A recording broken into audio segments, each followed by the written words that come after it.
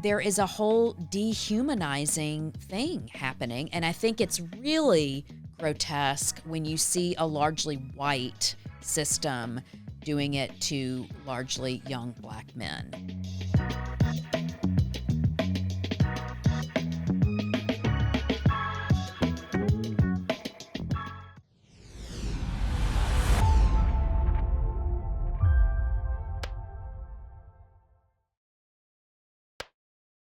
Hey y'all, this is Set in Stone. As you know, the South Got Something to Say series, and today's story is going to be a heavy one. It may trigger some emotions out of people, but that's okay because in this space, y'all know we keep the conversations real and raw.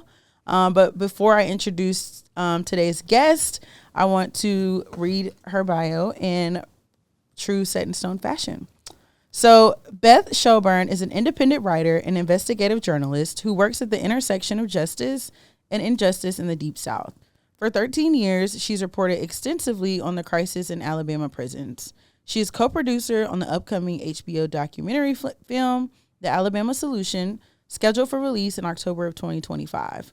Her written work has appeared in publications throughout Alabama, as well as the Los Angeles Times, the Daily Beast, the Bitter Southerner, and Facing South.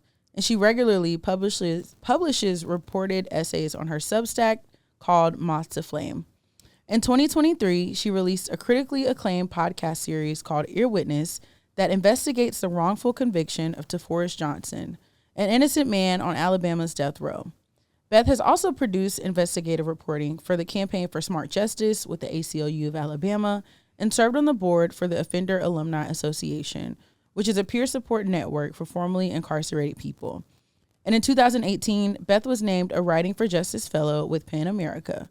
Previously, she spent 20 years working as a TV news anchor and reporter in several major markets, including San Diego and Boston. Her broadcast journalism has been recognized by the National Academy of Television Arts and Sciences and the National Edward R. Murrow Awards and the Associated Press Media Editors Annual Awards. She holds a master's degree in creative writing from the University of Alabama at Birmingham and a BA in mass communication and journalism from Auburn University. And Beth lives with her husband and her daughter in Birmingham.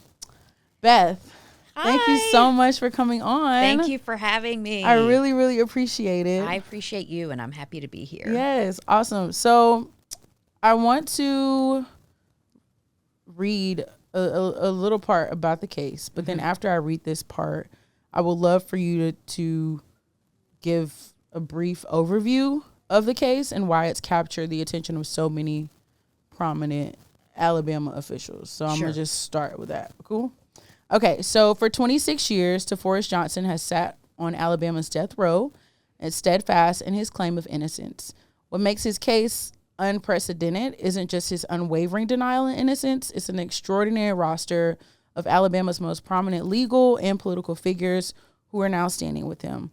Calling for Johnson's release or a new trial are some of the most respected names in Alabama politics and law, and they are former U.S. Senator Doug Jones, former Alabama Attorney General Bill Baxley, current Jefferson County District Attorney Danny Carr, former Alabama Chief Justice Sue Bell Cobb, Alabama State Representative Rolanda Hollis, Jefferson County District Attorney Lanice O. Washington of the Bessemer Division, former Alabama Attorney General and Governor Don Siegelman, former Alabama Chief Justices Drayton Neighbors Jr. and Ernest C. Sonny Hornsby, former Alabama Supreme Court Justice Ralph Cook, Scott Douglas, Executive Director of Greater Birmingham Ministries, former Jefferson County District Attorney Arthur Green Jr., former Alabama Governor Robert J. Bentley, Carla Crowder, Executive Director of Alabama Appleseed, former U.S. Attorney Joyce White Vance, Defense Attorney Richard Jaffe, who represented Johnson's co-defendant, who we'll talk about, and Attorney Lindsay C. Bonnie IV of Bradley, Arant, Bolts, Cummings. Perhaps the most remarkable people of this list is the two jurors from Johnson's original trial, Jay Crane and Monique Hicks, have also joined questioning the very verdict they helped deliver. And so today we're going to just dive into this case that has united a lot of Alabama's legal establishment in an almost unthinkable way of asking, how do we get here? So, Beth, if you could just give a synopsis of, I mean, we have all these people. Right. I know. Saying, I sometimes forget all the support that Toforrest has. Yeah. But reading that list, it really is a reminder of how unprecedented it is to have this esteemed group of people calling for a new trial for this man that's been on death row for 26 years. That almost never happens. Yeah. Not just in Alabama, in any state that has the death penalty, to have, federal and state prosecutors whose entire jobs were to get convictions against people and get the maximum punishment, to have them come forward and look at the facts of this case and say, this man has got to get a new trial. It really is extraordinary. The basic facts of Toforrest's case, for people that aren't familiar, he was convicted of shooting and killing a Jefferson County Sheriff's deputy. Mm-hmm. This happened in the mid-'90s. The deputy was killed behind a hotel in Birmingham in the middle of the night, and so there were no eyewitnesses and very little evidence at the crime scene to go on. So it was kind of a whodunit from the very beginning. Toforrest was identified by a teenage girl who also identified 3 other people, but named a total of 7 that were connected to the case, and he was rounded up with all of these people and arrested, and the case really went on for several years until the state took it to trial 4 times. The only evidence against Toforrest was the testimony of a witness who, it turns out, was paid for her testimony, and that was hidden for 17 years. And so he's been back in court recently challenging his case on the fact that the key witness for the state was, in fact, a paid witness. He wasn't told that. The jury wasn't told that. And in a purely circumstantial case like this, that is part of the evidence that needs to be presented, that the witness is being compensated for her testimony, and it wasn't. And so that's what he's been using to try to overturn this conviction that's based purely on one witness. Yeah. Okay, so you did a series called The Ear Witness.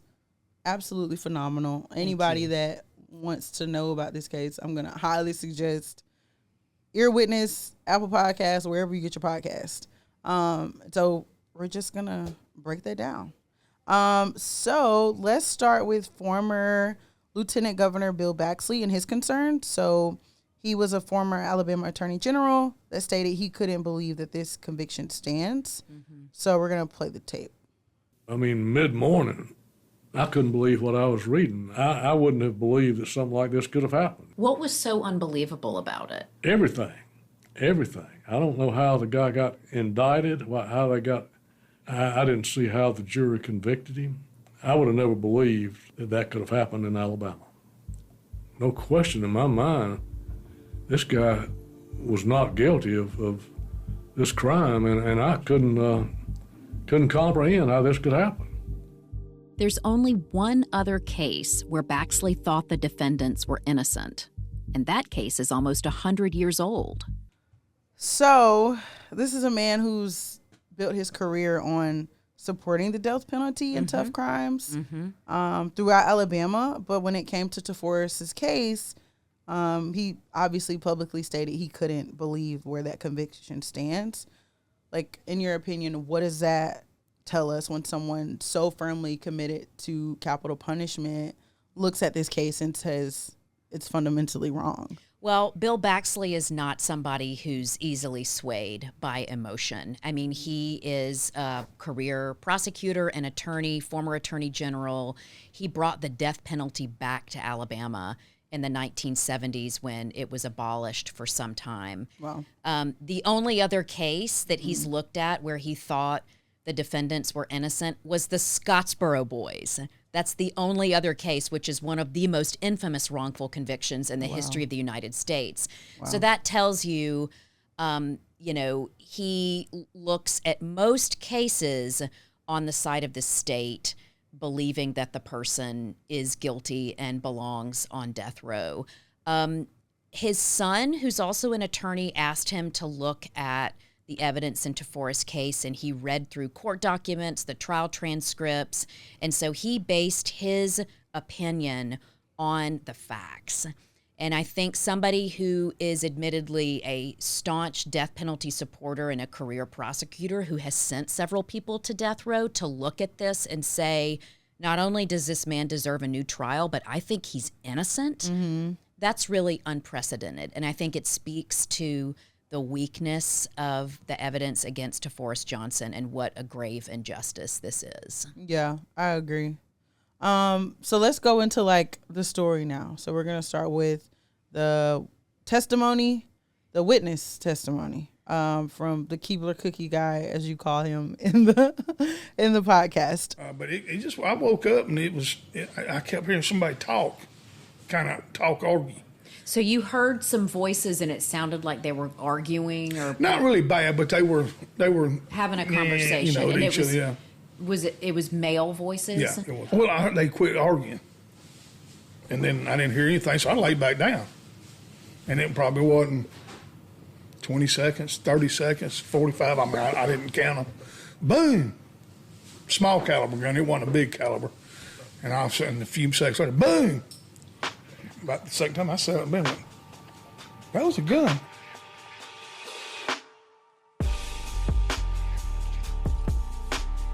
He remembers turning to the coworker he was sharing a room with. And I said, "Did you hear that?" And he says, "Yeah." So I stood up and opened the blind to get my eyes fixed because it was dark. Then it had the lights, and the lights were... Directly beneath his window, Cummings sees a four-door car. It's dark copper or light brown with a vinyl top, parked facing the hotel's back double doors. He sees a tall person get into the driver's side of the car, close the door, and slowly pull away with the headlights off. That's the Keebler Cookie guy. That's the Keebler Cookie guy. We call him that because he was working for Keebler at the time, and he was staying in the hotel, and he is one of just a handful of people that actually heard the shots outside that killed Deputy Hardy and woke up and went to the window to look out. Right. So from that witness testimony alone, from what we know about the story, he said a tall man. That's right. And what is Toforrest? Toforrest is 5'5", so not a is tall 5'5" man. tall? No. Beth? Not a tall man. I'm taller than Toforrest. Okay. And then the next thing he talked about, which we'll play eventually, but I mean, I want to talk about it now, is the car. He said a light brown car, but the car that Toforrest was in with his friend was what? A black two-door Monte Carlo with loud Flowmaster mufflers on the back.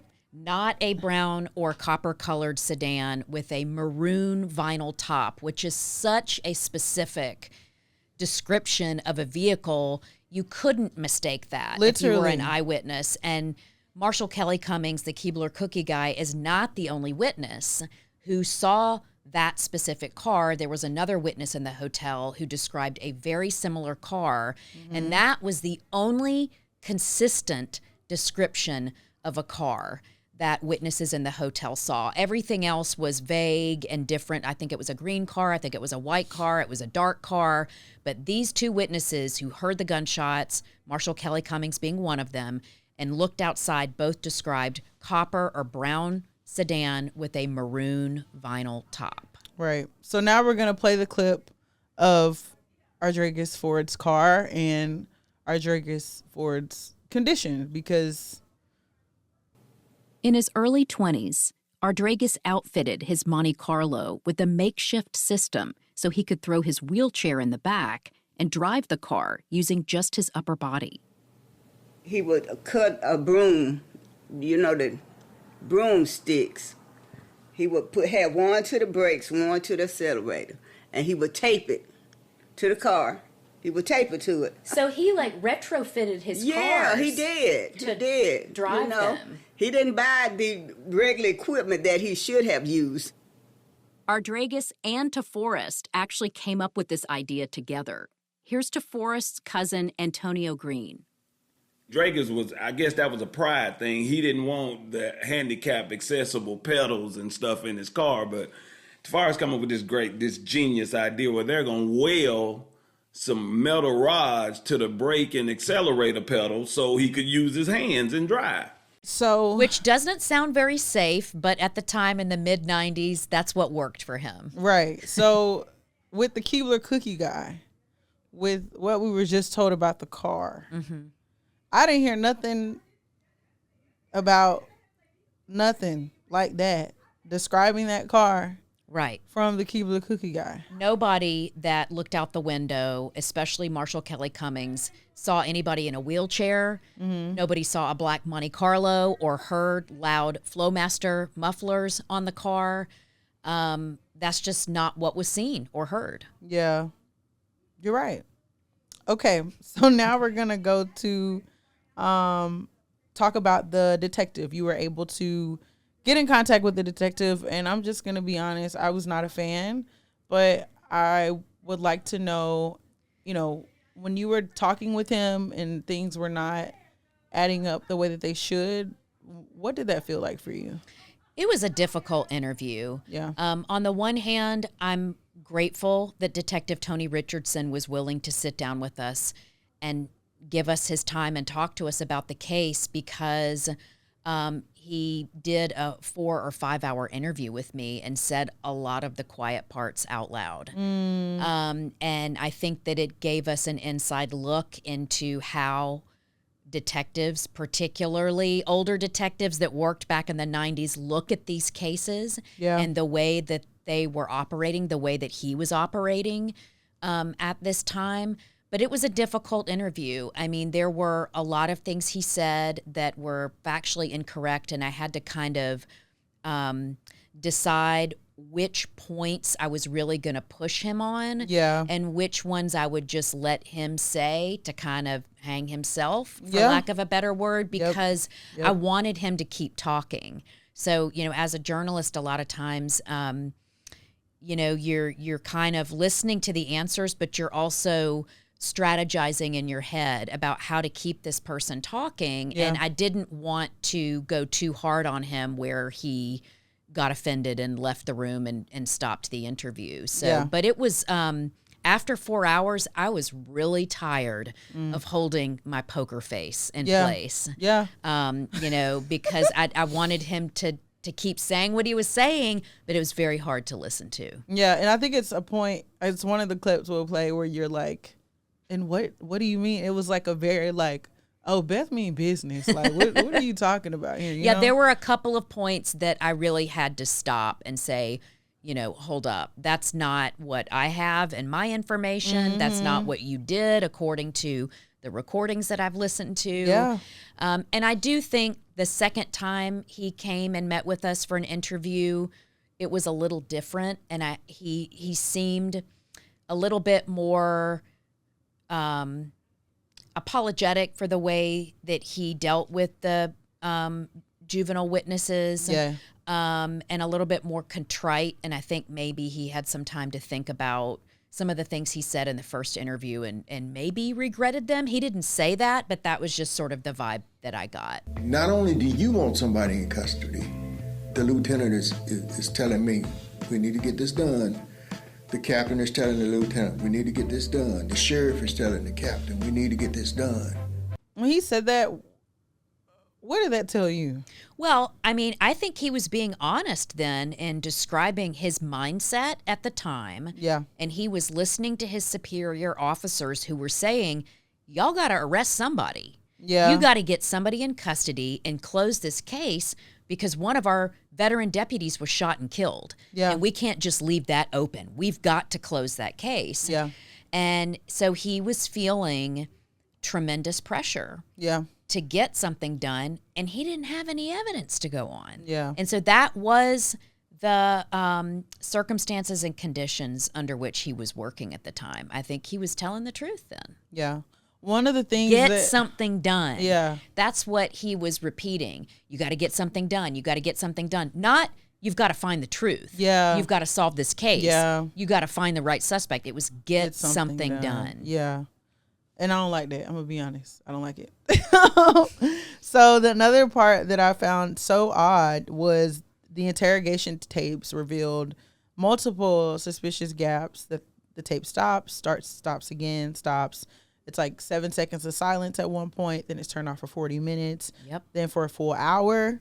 So I just want to play like what he said when you asked him, what the best practices were. Yeah. When you go off the record with people, I mean, what is best practices for? Best practice is not to go off the record. That's the best practice. I mean, once you cut the tape on, unless the tape runs out and you changing the tape, you don't cut it off until you're done. There's no way I can tell you why the tape stopped. But I will tell you this. It didn't stop so something sinister could happen. I can tell you that. What would you do off the record, though? I mean, somebody could have wanted to go to the bathroom or could have just motioned for a break or could have even motioned to say, cut that thing off. There's no way I can tell you why it was cut off. I can tell you there's nothing sinister here. There's no smoking gun here as far as doing anything that was not above board. But he even contradicted himself when he said somebody could have signaled cut that thing off. Mm-hmm. Right. So best practices are to not cut that thing off. So what is it, Yeah, I think there were a couple things going on there. And just for your viewers and listeners that don't know, that haven't listened to Ear Witness, which you totally should if you haven't. For sure. But this part of the series involves this 15-year-old witness named Yolanda Chambers, who was the original witness that gave Toforrest and his co-defendants' names to police. And she changed her story over and over and over again. Mm-hmm. And then we go in depth into Yolanda's life as a witness and how the system really chewed her up, and she met a very tragic end later in her life. But in this moment, we had the recordings of the detectives' conversations with Yolanda. Mm-hmm. And over and over again, they stop the tape and then come back, and magically somehow her story has changed when they come back. And so that's what I was questioning Detective Richardson about. And you can hear him sort of getting defensive and trying to reassure me nothing sinister happened. Well, we don't know that because he isn't able to tell us what did happen. Mm-hmm. But he was able to say that went against his own best practices of not shutting the tape off. So if it happened once, it would be one thing, but it happened over and over and over again in this case with young witnesses who were very impressionable, who changed their story over and over again. Yeah, and it going off for 40 minutes and then an hour. Right. But you're saying you don't know? Yeah. Is crazy to me. Okay. Yeah. So it is crazy, and it's one of the parts of the series that bothers people the most. Yes. To hear this playing out in real time, where it's so obvious that it's not above board. Yes. And then having him say, "I can assure you, there was nothing that wasn't above board. Nothing sinister happened." Well, I don't think most people are going to take his word for it. Absolutely not. So the next clip we're going to play is there's a moment where this same detective. He says, "Oh, well, I already know what happened before it happened." Yeah. So I just want to play that part. Yolanda Chambers' statement to police has gone from hearing Ardregas say his buddy smoked a cop to actually being at the Crown Sterling Suites when shots were fired and seeing blood dripping off Toforrest's hands. Did I believe everything Yolanda told me? No. Hell no. Hell no. But Yolanda told a lot of truth while she was trying to hide it by telling lies. Why do you think she told a lot of truth? Like, what convinced you that some of what she was telling you was truth and some wasn't? Police officers, through their knowledge, investigative skills, history, they know how to put things together. So I start talking to you, but I already know in my mind, before you ever start talking, what happened, how it happened.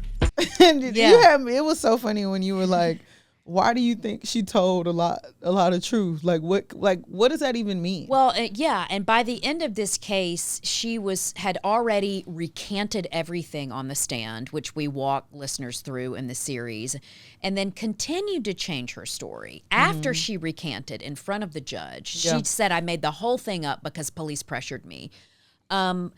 You can't sort through what's true, what's not true, what's a half truth, what's a total lie, what's maybe a fabrication, there was just so much going on with Yolanda. And at the end of this case, she was so discredited that, I really felt like I needed to hold him to some kind of accountability. What was it that she said that you thought was true? Absolutely. I think the other thing that we hear in that statement is it really goes against what we know to be best interrogation practices, that you go into it with an open mind and you ask open questions trying to gather the truth. These weren't suspects. Yolanda wasn't a suspect. She was a witness. She was a witness. And so him saying, I already know what happened. I know how it happened. And he's just trying to get her to affirm it. Well, that's not an open-ended interview where you're gathering the facts. At all. You're coming in with a story that you're trying to find a witness to support. Exactly. And then one of the things about Yolanda's, the many stories that she told, it got to the point where she was saying that they came to the car and someone had blood on their hand. Mm-hmm. I think someone's natural reaction to seeing a cop specifically get shot in front of them is to scream. Of course. There was no screaming told in Yolanda's testimony. There was no screaming from Yolanda, from her friend LaTanya. There was no screaming reported by any of the hotel witnesses. If there were 2 teenage girls and 4 other young men on this parking lot and somebody pulled out a gun and shot this cop, that would be chaos. Yes. As everybody scattered. Yes. Nobody heard anything like that. Right. And the story about seeing blood dripping off Toforrest's hands is just fantastical. Even if he pulled the trigger and shot the deputy, there wouldn't be blood dripping off his hands. There was no knife. There was no, blood spatter. There was not one drop of forensic evidence ever found connected to any of the suspects. But that just sounded like something made up out of the thin air. Yeah, I mean, I think it really was. So the next part, we'll just talk about what you said in there.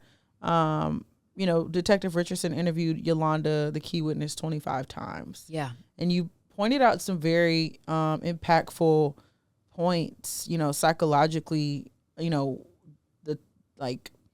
what this kind of questioning can do, especially on young witnesses. So can you talk about that?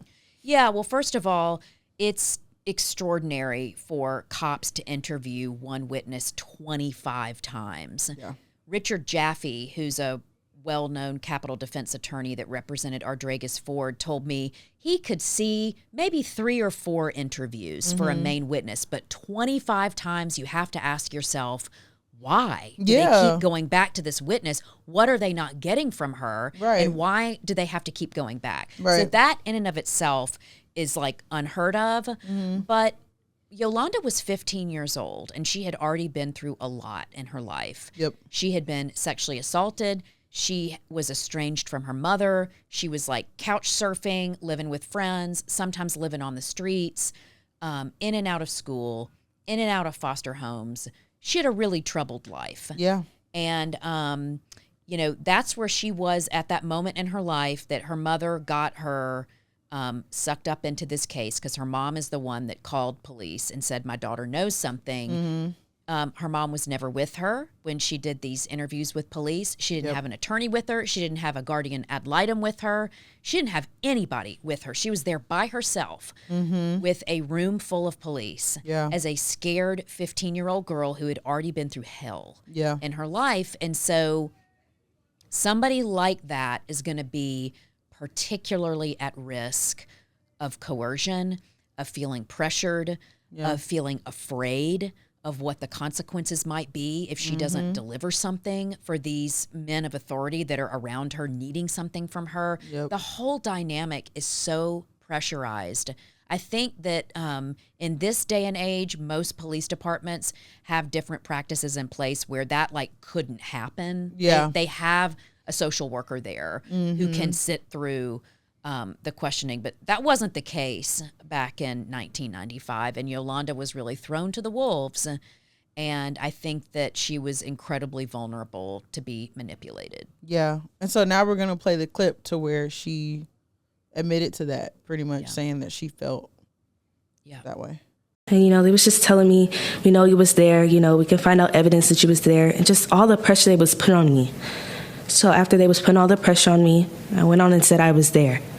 I said maybe if I go on and say I was there, maybe all the threats and everything will end about me going to jail as a juvenile. And so with that, how did that affect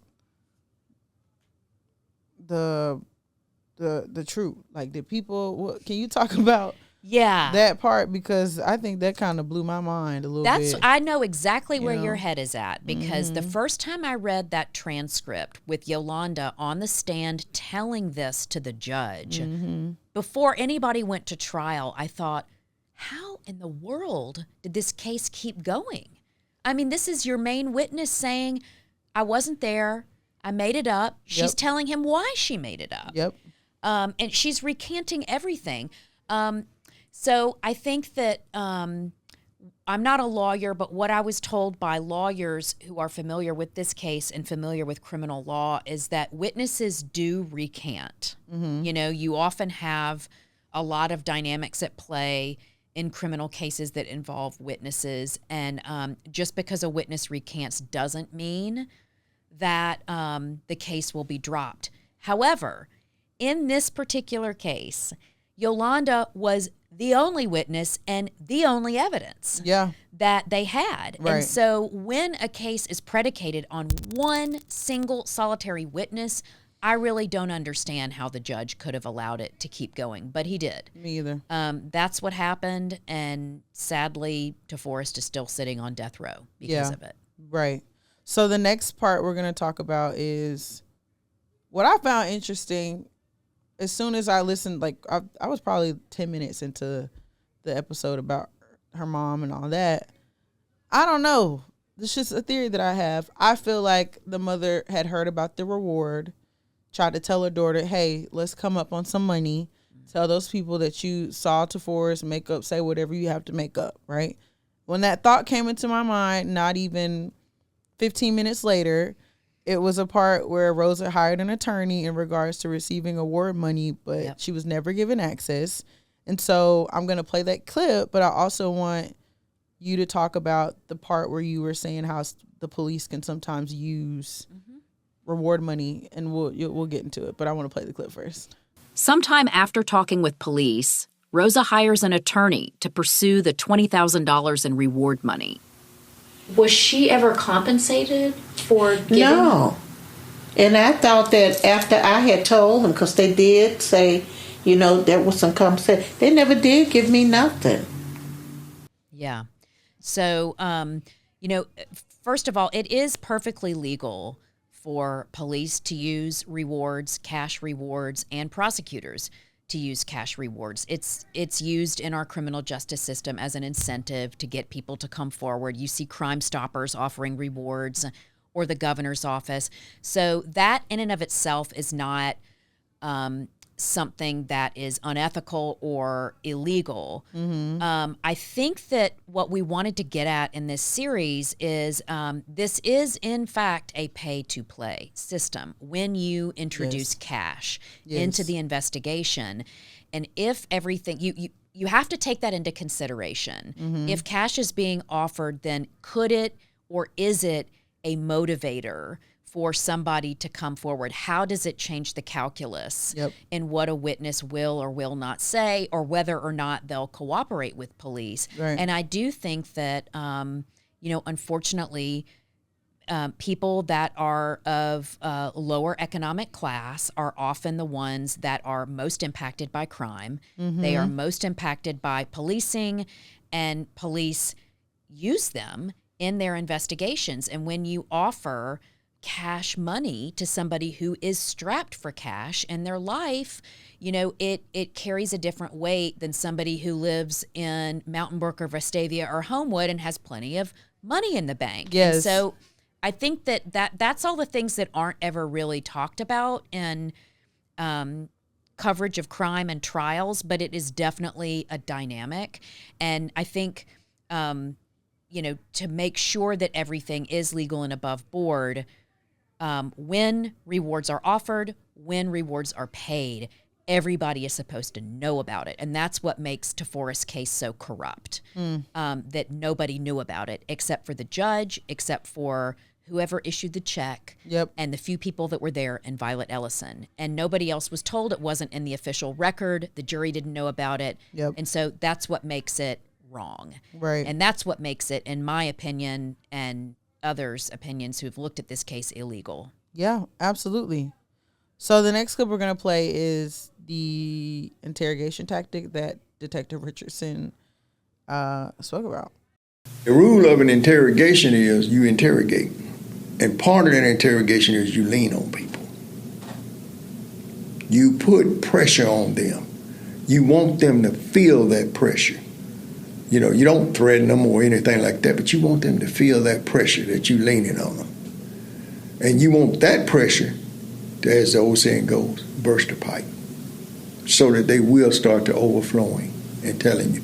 Well, where does that leave the truth? I mean, she's clearly perjured herself somewhere, because she's testified that she was there and witnessed the murder on multiple occasions, and then she testifies on the stand in court that she's made the whole thing up and she did it because of pressure and y'all have been coercing her. If we had been coercing her and pressuring her, and I'm sure that happens or has happened in the past. Let's say that happened in the early 1800s, okay? Nobody in the modern age does that. Early 1800s. Yep. Yes. There was not even... This is where my poker face was really working. Early I was trying 1800s. so hard. Nobody in modern age does that. Why would that even come out your mouth? Because if we're being real, 1800s, like, there was no police force. Yeah, I mean, I know. Thank you. I know. That was really, that might have been the hardest moment, because I thought, this is a fiction that he is spinning here. Seriously. And you said, well, where does that leave the room for the truth?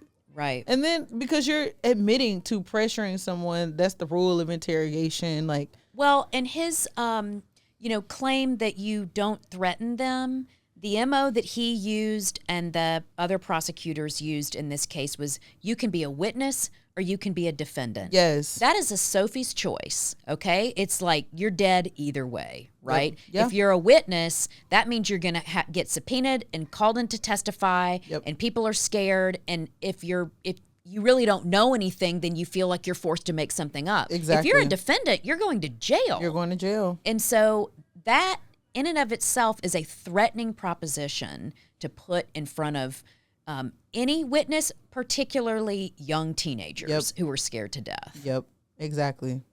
I agree.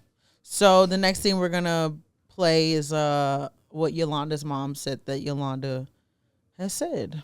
But there was one thing Rosa says Yolanda told her consistently over the years. And this is what she always said, too.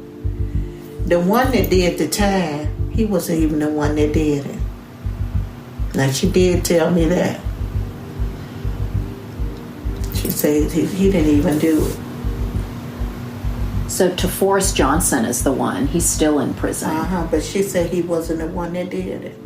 And sadly, we don't know what Yolanda knew, if anything. Yeah. And we can't know now because she is dead. She's deceased. Right. But the fact that after it was all said and done that she told her mother that tells me that, she had regrets and that, that he didn't do it, Yeah. So at this point, Where are we in the case? Yolanda has recanted, but then decides down the road that she's going to participate as a witness again. The cases are going to trial, and they end up holding 4 trials, 2 against Toforrest, 2 against Ardregas.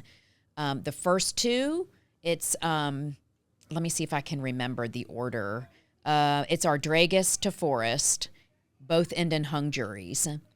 They're tried separately. Right. And by the way, the theories that are presented in court are 2 totally separate theories. When they tried Ardregas, they never even mentioned Toforrest. When they tried Toforrest, they never mentioned Ardregas. Yeah. Ardregas was the gunman in his trial.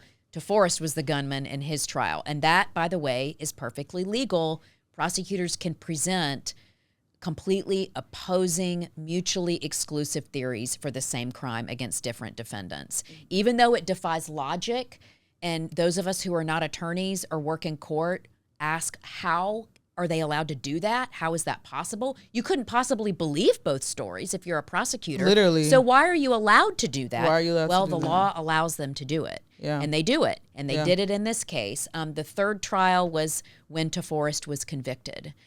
And then one of the most egregious things about this case, besides the fact that an innocent person was convicted and sentenced to death on paid witness testimony, is the fact that after they sent Toforrest to death row, they tried Ardregas Ford a second time, arguing to a jury that Ardregas was the gunman. And they tried to get a second conviction in this case, and it was immediately thrown out, and the jury voted not guilty. But to me, that has always struck me as kind of grotesque. Yeah. That the state proceeded against a second trial with Ardregas after they'd already sent Toforrest to death row. It was like that wasn't enough. They had to keep going and present something completely separate to get a second innocent black man down on death row. Right. But the jury voted not guilty, thank God, in that case. Right. So now we're going to play what you're talking about as far as like what they told Ardregas he needed to do when they were trying to convict Toforrest. And I said, well, what can I do to help? And he said, well, go in there and get him to tell the truth. And I said, well, then you're going to have to give him immunity. David's word was good with me. And I walked into a little office where Ardregas was in his wheelchair sitting there. Didn't look happy. Certainly wasn't happy with me at all. And I said, what's going on? And he said, they were screaming at me, and they made me tell the story over and over and over again and even tell it backwards. And I said, well, this is an immunity agreement. Maybe we should talk about it. And he reads it, and he said, so they want me to lie. He said, look, Mr. Jaffe, I wasn't there. And I've got a dozen or more alibi witnesses that will testify to that. I know nothing about it, zero. I said, okay, well, they think that you're not a shooter, but you were there, and they think Toforrest is the shooter. And he looked at me and he said, listen, I'm not going to lie for anybody. Toforrest and I are close, but we're not that close. He's not family. I would happy to give Toforrest up in a heartbeat, except it would be a lie, and I'm not going to lie. That never happens, even on a theft case, even on a possession of marijuana case, even on a hubcap case. Everybody flips, sadly enough, to save themselves. Yeah. He said, no way, not going to lie. I said, all right, well, they're going to take you to jail. They're going to wheel you to jail, and they're going to charge you with capital murder, which is a death penalty offense. And he goes, I wasn't there. Tell them to take me to jail. And they did. So that right there just speaks to what you said about them trying him over and over again off of, y'all are forcing this man to say that he did something that he didn't do. Right. And forcing you to lie on somebody else. And, you know, I think that that's something that maybe is worth giving Ardregas and Toforrest credit for is they never bent. They could have lied on each other to save their own butts.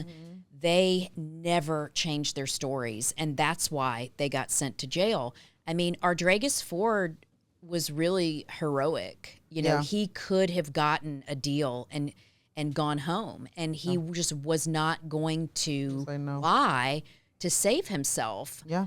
And this was somebody who was in a wheelchair. He was paralyzed because he had been shot in a drive-by shooting that was meant for somebody else. And that's not an easy thing to put yourself in. You're going to go sit in the jail for a year and a half until the state tries you when you're paralyzed. They don't have great services for disabled folks in jail. Exactly, they don't. But he was willing to do that for the truth. And Richard Jaffe, his attorney, told me that never happens. I mean, people flip all the time to save themselves. He's like, people flip on hubcap cases, stolen hubcaps, much less the shooting of a police officer where you could get the death penalty. And I think that it really made me see kind of the grit and integrity that Ardregas and Toforrest both embodied, and Toforrest still does. Ardregas has passed away, but Toforrest really is still that stand-up guy. Yeah. On death row, never changing his story and remaining steadfast in his hope that this is going to get turned over and the truth will come out. Yeah. Well, the next part is the witness that they brought forth specifically in this case, and you kind of talked about it earlier where you said the detective said you could be a witness or a defendant. So I just want to play that clip. That's a question. Defendant is someone that's charged with the crime. Well, no, I don't want to be no defendant, no. All right, so you want to be a witness. LaTanya has to ask what it means to be a defendant, then says she doesn't want to be charged with the crime. At one point, Richardson stops the tape, like he's done in Yolanda's interviews, and restarts it after a 5-minute break. Do you know what a crown sterling is? No, I don't. Would you know it if you saw it? No, I have never seen it. I have never been there. Were you in any hotel parking lot that night where shots were fired? No. What we know after that is the state charged her. They sure did. With hindering prosecution, and she served 5 months. What did she do to warrant this charge? She did not affirm Yolanda's statement that they were all there at the Crown Sterling Suites. And I think she didn't because she told the truth that they weren't there. Right. There were 4 people in that car that night, Ardregas, Toforrest, Yolanda, and LaTanya. Yolanda's the only one that says they were at the Crown Sterling Suites. The other 3 say, we don't know anything about that. We don't know what she's talking about. And all of their stories line up. Their timelines line up. Yeah. The only one that's a wild card is Yolanda. Yolanda. LaTanya was punished because she told the truth. They sent a teenage girl who was a junior in high school to the adult section of the Jefferson County Jail, where she sat for 5 months. We did not talk to LaTanya for this series, but we wanted to. We ended up making contact with an uncle of hers who shared with us that in many ways, LaTanya has never recovered from this experience. Wow. She was 16. She was completely traumatized. She was put in jail for 5 months because she wouldn't lie. Yeah. And it just destroyed her trust in people, in the system, and from what I understand, it has still been a struggle today for her to move on from this, and I can understand why. Yeah, I can totally understand why. So the next part is there was a claim which you talked about how they tried to try Ardregas Ford. Can you walk us through what the jury was told about this alleged confession and why this testimony was so problematic when they said that Ardregas Ford was the shooter? The confession that Toforrest allegedly made on the phone call that Violet Ellison talked about. The one where hold on, it's really hard to keep it all straight. Right? It's the one. That's why I did an 8-part podcast series because it really. I mean, in many ways, I did this just so I could keep it all straight. Yeah, because it is so confusing and convoluted.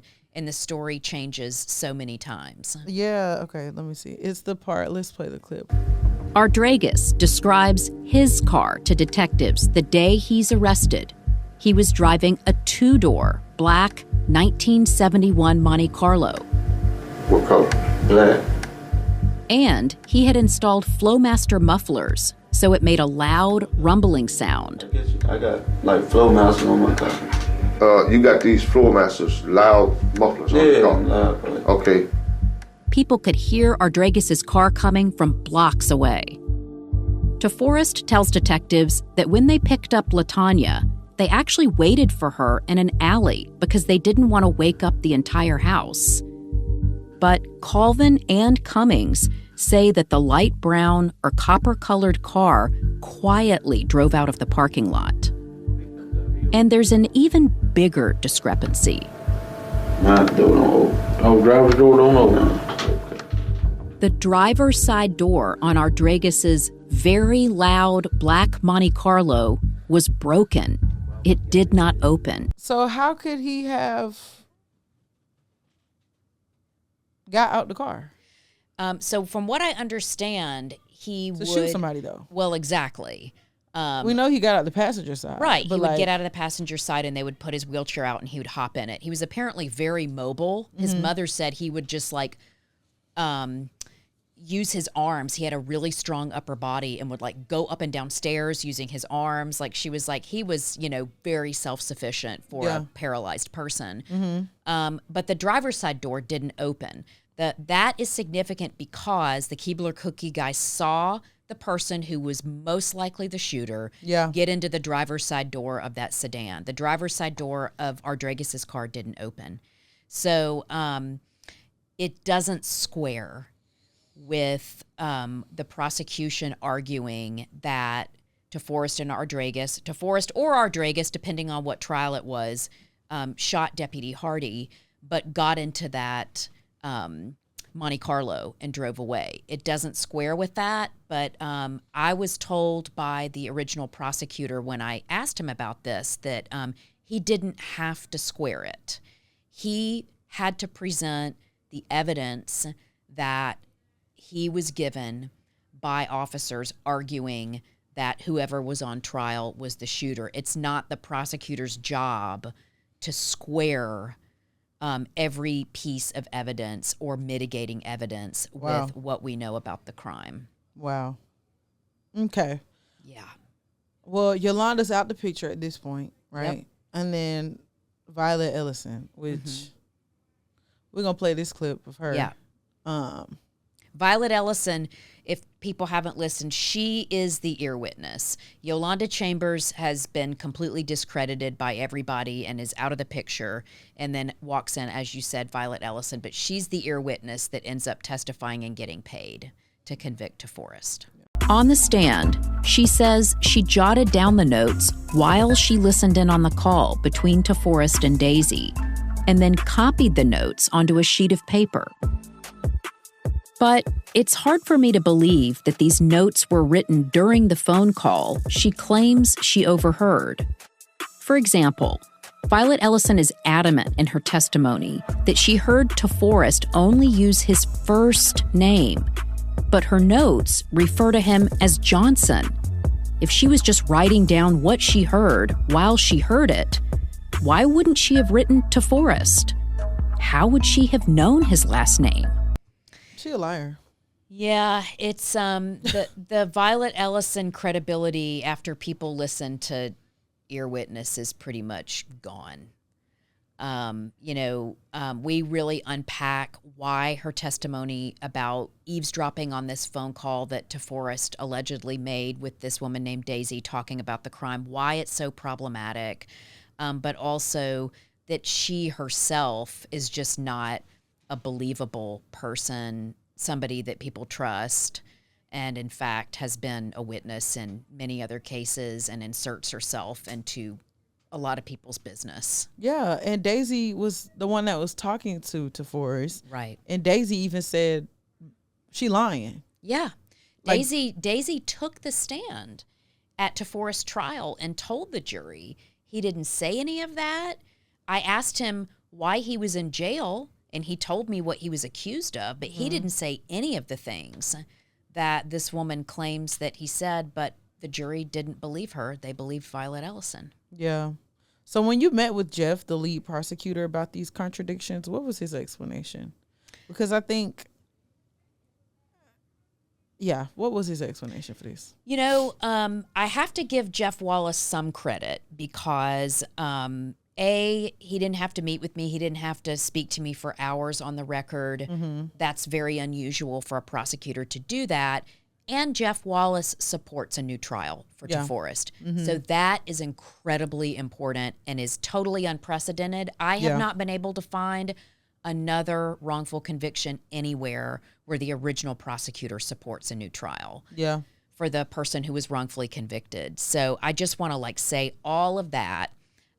Jeff was a prosecutor and he did try these cases and he did argue that Toforrest deserved to die for killing Deputy Hardy. He also argued that Ardregas Ford shot Deputy Hardy. He also said a lot of other things in court. So we had a long, at times contentious discussion about all these things. I mentioned earlier, he did tell me it wasn't his job to square, all of these pieces of information, including mitigating evidence like the type of car that Toforrest and Ardregas were in, because he didn't really present that at Toforrest trial. He presented Violet Ellison. Prosecutors decide what they're going to present to the jury. They decide what they're going to say in their arguments, and they don't have to include everything. They include what they want. Insane. One thing that I walked away with in doing a deep dive into this case is this understanding of our court system and what happens in criminal trials is really a lot of theater and a lot of performance. Yes. And it's just another way of storytelling. It's not like a really heavily forensic CSI type procedural thing in a lot of cases, especially circumstantial cases like this, especially back in the 90s. I was just really struck by the theatrics of it and how it felt like I was reading a play, a performance when I was reading the transcript. Absolutely. Yeah, and it's I think that it stuns people because they don't really understand that about our criminal justice system. They think it's all based in fact. And it's based in story. Yeah. And it's sick because you're playing with people's lives. Absolutely. And you have people, even though, I don't care, I will say it, even though Jeff is saying a new trial, I think in that time he was absolutely operating in his ego and didn't care about the life of somebody else. But if it made him look good, he was cool with that. He was willing to do whatever he had to do to get his name on a plaque, to get his name in the news, whatever it took. And you didn't even think about, this is somebody else's life that also has meaning, also has value. And then, no offense, but you coming back now saying that, what is that going to do? That man can't get his 25 years back. Right. Yeah. He can't get any of that back. No, I hear you. And there are a lot of people that feel exactly like you do, that it's like, listen, it's too little too late. You're the one that did this. And I totally hear all that. I think that it's not just Jeff Wallace. It's every prosecutor that operates in courtrooms and tries to get convictions. I have watched the body language in court. They don't even look at the person on trial. They don't want to see them. They want to other them. They want to make them look as worst as possible in front of the jury. And there is a whole dehumanizing thing happening. And I think it's really grotesque when you see a largely white system doing it to largely young black men, getting the maximum sentences. And there's all kinds of factors happening there. I think that Jeff is pretty candid in his characterization of himself and how he was as a prosecutor, and I think he has regrets. Yeah, and that's part of the reason that he, was willing to speak. My job as a journalist and as an investigator is to meet people where they are. Yeah. And so I really tried to I always try, but in this case, I tried to withhold judgment and question people's motives or their value in saying whatever it is they felt like they wanted to say. I've held that with the jurors as well. And there's been people that have said, you know, oh, well, you convicted him 25 years ago. Why are you speaking up now?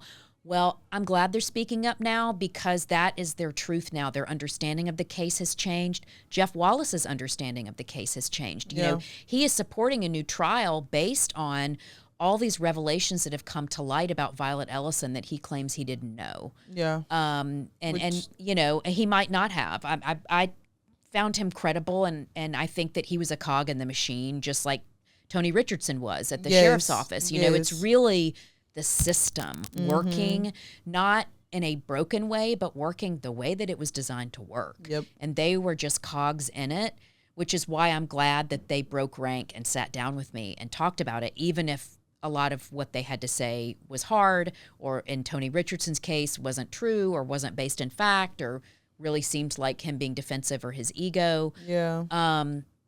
I think that Jeff Wallace is a complicated character in this, and people feel all kinds of ways about him.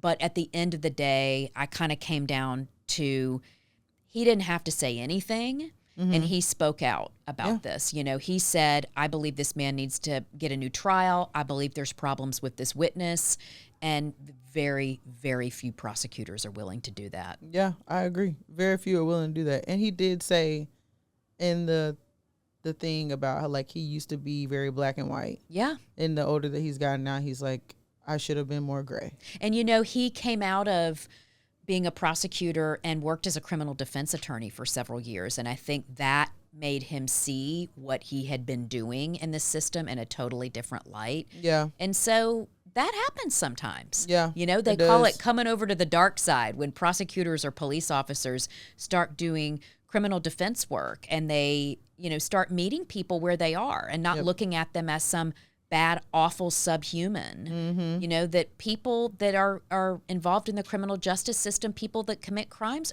are just people. Are just people. You know, and so there is that delineation in our system to not see them that way. And that is what is operating in a lot of these cases that allows there to be so much indifference to somebody like Toforrest being on death row for something he didn't do. Yeah. So let's fast forward to the current DA, Danny Carr. Beth, one thing I admired about you about this whole thing, your pull-up game is strong, okay?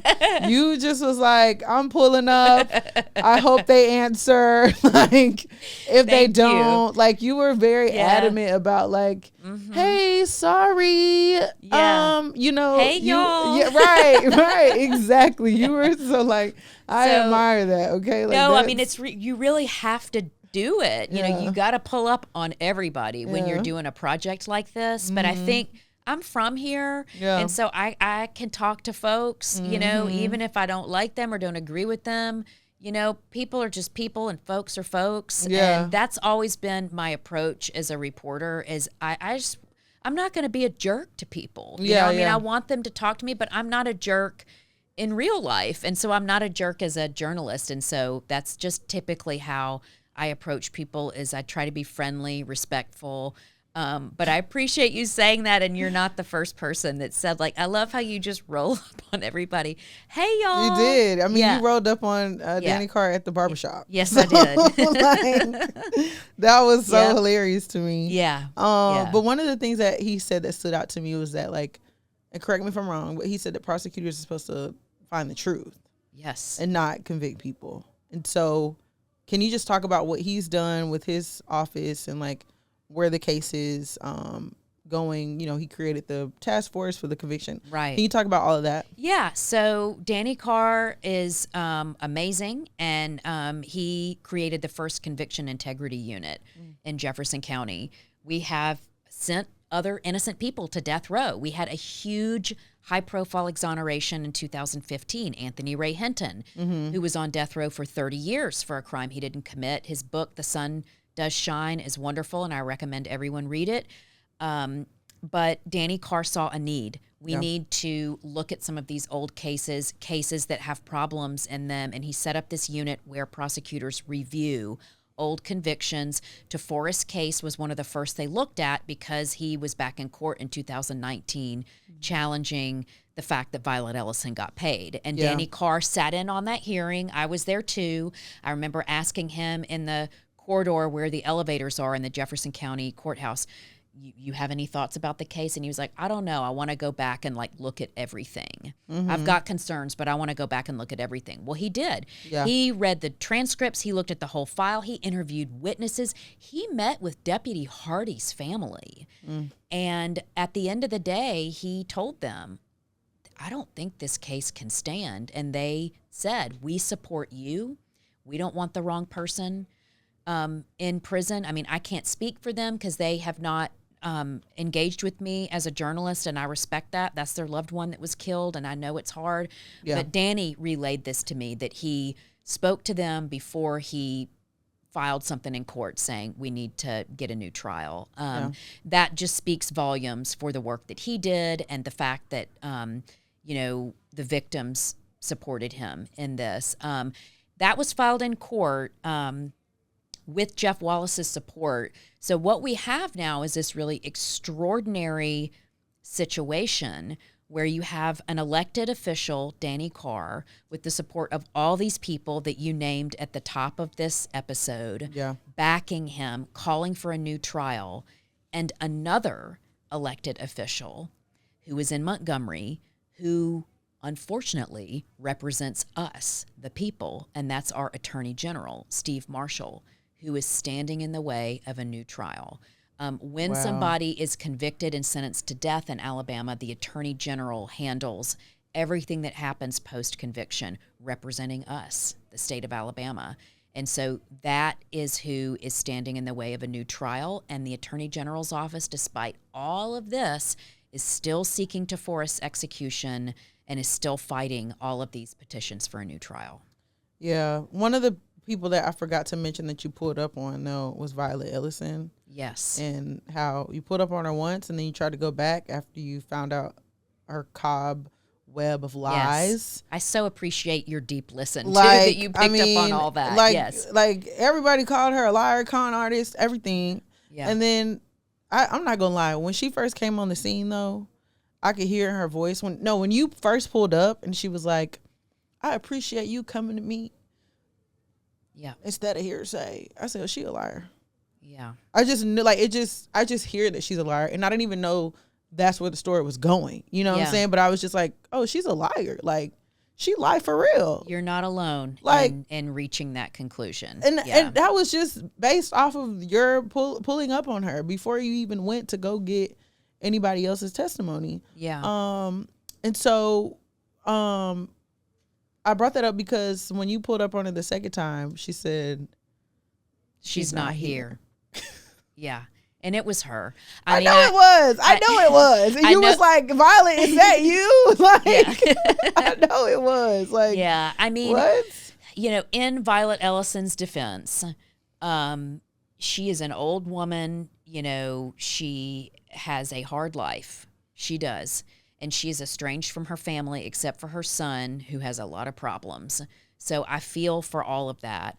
But it is also true that she inserted herself in this case, and she testified against Toforrest Johnson. And because of that testimony, he's on death row. Yeah. And so, therefore, I felt like, she's a private citizen, but I got to go knock on her door and hold her accountable. Absolutely. If not for her, he would not be down there. Absolutely. Absolutely. And so, but yeah, she did not want to talk to me the second go around and has not engaged at all. Yeah. And I mean, she was the one that was secretly paid that the jurors didn't know about. And the fact that it took the state 17 years to come up with like a real answer. And the real answer that they gave was that the paperwork had been misfiled. Even though the office manager that was somewhere at the governor's office or something. She was at the district attorney's office in Jefferson County. Yeah. And sent the facts. Right. Showing that Violet had been paid. Yeah.